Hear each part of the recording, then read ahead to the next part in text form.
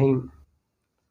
حضرت عبداللہ بن عمر رضی اللہ تعالیٰ عنہ سے روایت ہے، آپ فرماتے ہیں قال قیل لرسول اللہ صلی اللہ علیہ وسلم، آقا انعامدار صلی اللہ علیہ وآلہ وسلم کی بارگاہ میں عرض کی گئی، یا رسول اللہ ای الناس افضل، لوگوں میں سے افضل آدمی کون ہے؟ سبحان اللہ۔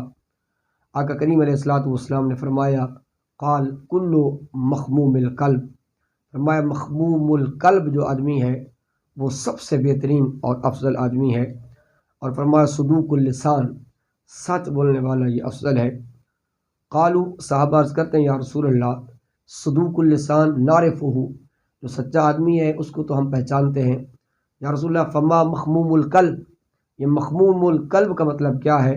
تو آقا کریم علیہ الصلوۃ والسلام نے فرمایا النقی التقی لا اسم علیہ ولا بغض ولا غل ولا حسد، فرمایا ایسا صاف ستھرا آدمی، صاف ستھرے دل والا کہ جس پر کوئی گناہ نہ ہو، نہ ہی اس کے دل میں بغاوت ہو، نہ ہی کینہ ہو، نہ ہی حسد ہو، تو فرمایا وہ آدمی سب سے افضل ہے۔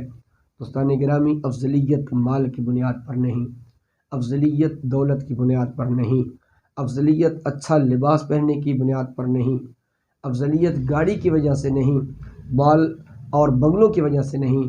میرے آقا کریم کا فرمان، اس پر ہمیں عمل کرنے کی کوشش کرنی چاہیے۔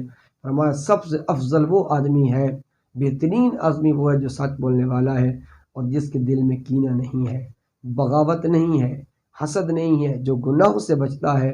فرمایا لوگوں میں سے افضل وہی ہے۔ اللہ پاک ہم سب کو اعمال صالحہ کرنے کی توفیق عطا فرمائے۔